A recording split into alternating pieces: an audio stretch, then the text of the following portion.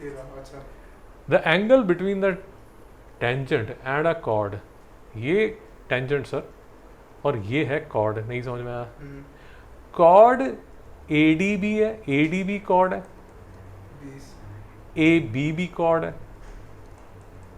और ए C B cord है। मित्रों कुछ समझ नहीं आया? BC के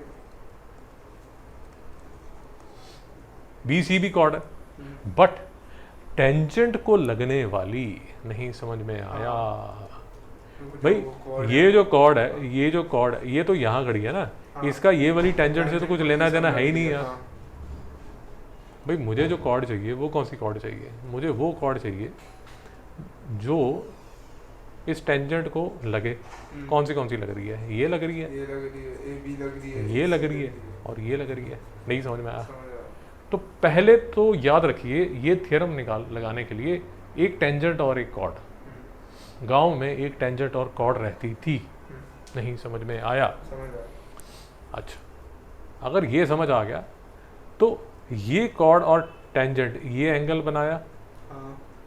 अब ये जो कॉर्ड है वो अब अपोजिट सेगमेंट में, ये वाले सेगमेंट को छोड़ के अपोजिट सेगमेंट में एंगल बना रही है ये। नहीं समझ में आया मित्रों? वो एंगल इक्वल हो जाएगा। नहीं समझ में आया? मतलब जिस साइड के साथ आपने बना उसके ऑपोजिट आ। शाबाश।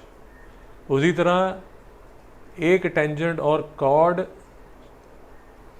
गांव में रहते थे तो इनका जो एंगल बना इस सेगमेंट में, बट हमें चाहिए अपोजिट में, तो ये वाला जो एंगल है वो इक्वल होगा ये वाले के।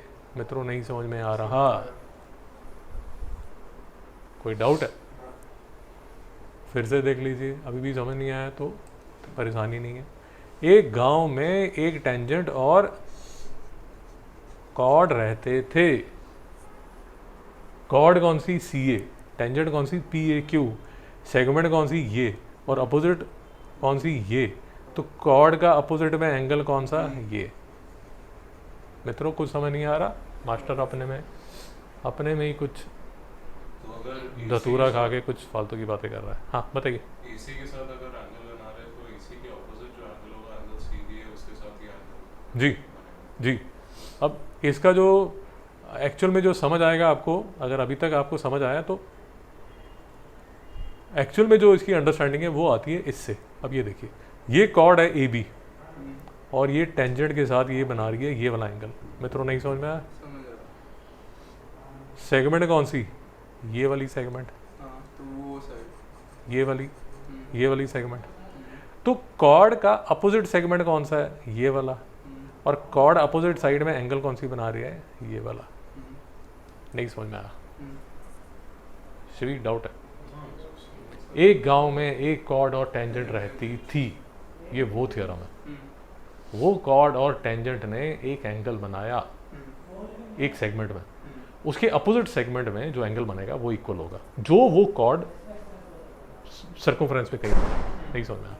अब वो जो एंगल है दोस्तों, वो तो आपको बेसिक थ्योरम से पता ही है। अब जैसे ये जो कॉर्ड है एक एंगल ये बना रही है, अब ये कॉर्ड ये भी एंगल तो बना सकती है, तो वो इक्वल ही होगा। और ये यहाँ पर ये जो एंगल बना रही है ये भी इक्वल होगा, ये तीनों एंगल इक्वल है। नहीं समझ में आया? ये तो हम छोटी थ्योरम जब हमने सर्कल स्टार्ट किया था तब हमने डिसाइड कर लिया था। नहीं समझ में आया? तो ये बड़ी पावरफुल थ्योरम है। यूजुअली जहाँ क्वेश्चंस नहीं सॉल्व होते, personally what I have seen is कि ये थ्योरम काफ़ी हेल्प कर देती है। और theorem angle between the tangent and a chord through the point of contact is equal to the angle in the alternate segment.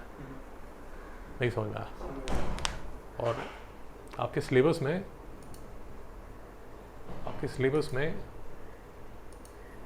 इसको लिखा होता है कुछ,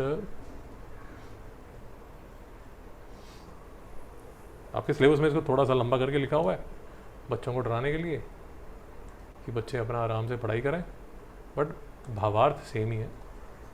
if a line touches a circle and from the point of contact a chord is drawn, the angle between the tangent and the chord are respectively equal to the angle in the corresponding alternate segments. ये definition बड़ी है। नहीं समझ में आया? आपकी book की जो डेफिनेशन है वो सिंपल है और जो भाव है वो कैप्चर हो रहा है। नहीं समझ में आया? भाव जो है, I'm sorry, ये यहीं पर कैप्चर हो रहा है। नहीं समझ में आया। इससे काफ़ी क्वेश्चंस बनते हैं और इसके जो भी क्वेश्चंस बनते हैं उसकी हम प्रैक्टिस करेंगे, आप चिंता मत कीजिए, क्योंकि ये जल्दी दिखते नहीं है। बट इस थ्योरम का नाम एक गांव में एक कॉर्ड और टेंजेंट रहती थी, नहीं समझ में आया। साइड शिफ्ट हो जी जी, कोई डाउट? ना। से भी कोई डाउट? ठीक है, तो मित्रों ब्रेक के बाद मिलता है।